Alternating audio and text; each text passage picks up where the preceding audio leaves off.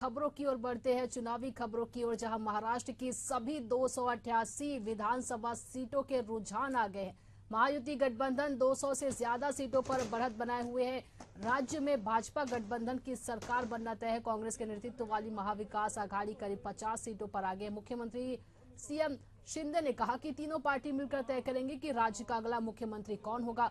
वहीं देवेंद्र फडणवीस ने social media पर लिखा कि एक है तो सेफ है। सुबह 10:30 बजे के बाद भाजपा गठबंधन रुझानों में एक तरफा जीत की ओर आ गया था। उसे 200 से ज्यादा सीटें मिलती दिख रही थी। उधर कांग्रेस गठबंधन पिछड़ गया। बता दें कि भाजपा 149 सीटों पर चुनाव लड़ी थी, जिसमें भाजपा गठबंधन 224 सीटों पर बढ़त बनाए हुए है। बता दें कि इस बार मुकाबला महायुति और महाविकास आघाड़ी के बीच था। महायुति में बीजेपी, शिवसेना और एनसीपी है, जबकि महाविकास आघाड़ी में कांग्रेस, शिवसेना और एनसीपी है।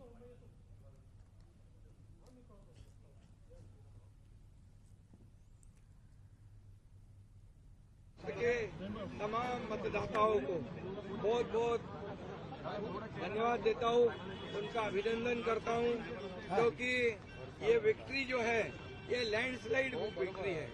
ये मैंने कहा था कि महायुति को थम्पिंग मेजोरिटी मिलेगी, और इसीलिए मैं तमाम मतदाता जो है, मेरी लाडली बहनाओं को मैं धन्यवाद देता हूं, लाडले किसानों को मैं धन्यवाद देता हूं, और लाडले हमारे भाई है, लाडले सीनियर सिटीजन है, सभी वर्ग जो है, सभी वर्ग को मैं धन्यवाद देता हूं कि उन्होंने ऐसी विजयश्री प्राप्त कर दी है कि न भूतो न भविष्य तो ऐसी विक्ट्री जो इस बार मिली है, जो 2-2.5 साल हमारी महायुति ने काम किया है।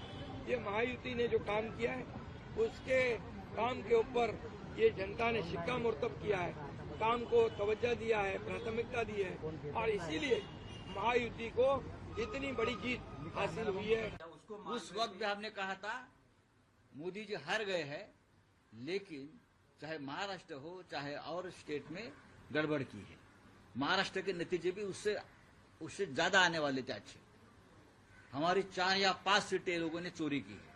लोकसभा के 2 चुनाव में 2014-2019 ने मोदी और शाह ने यही किया था कि विपक्ष का नेता कांग्रेस को नहीं मिलना चाहिए। इस बार भी वही स्ट्रेटेजी महाराष्ट्र में की है कि विधानसभा में कोई विपक्ष का नेता नहीं रहेगा।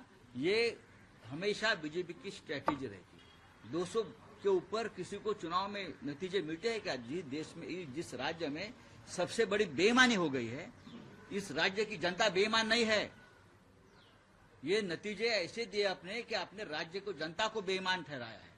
नतीजे कबूल नहीं है। मैं मानता हूं जनता को भी नतीजे कबूल नहीं है। पहली बात तो ये है कि संजय राउत, इनके ऊपर मैं कभी प्रतिक्रिया देता नहीं हूं, लेकिन आज आवश्यकता इसलिए दे रहा हूं।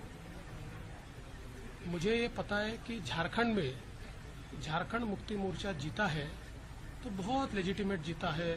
वहाँ चुनाव एकदम फेयर हुआ है। वहाँ पर इलेक्शन कमीशन ने अच्छा काम किया है। वहाँ पर ईवीएम इतना पक्का था कि वो हैक ही नहीं हो सकता। वहाँ लोकतंत्र का विजय हुआ है। और महाराष्ट्र में अगर हमको लैंडस्लाइड विक्ट्री मिली है तो इलेक्शन कमीशन भी बायस हो गया है, यहाँ का ईवीएम हैक हो गया है, यहाँ पर लोकतंत्र की हत्या हो गई है।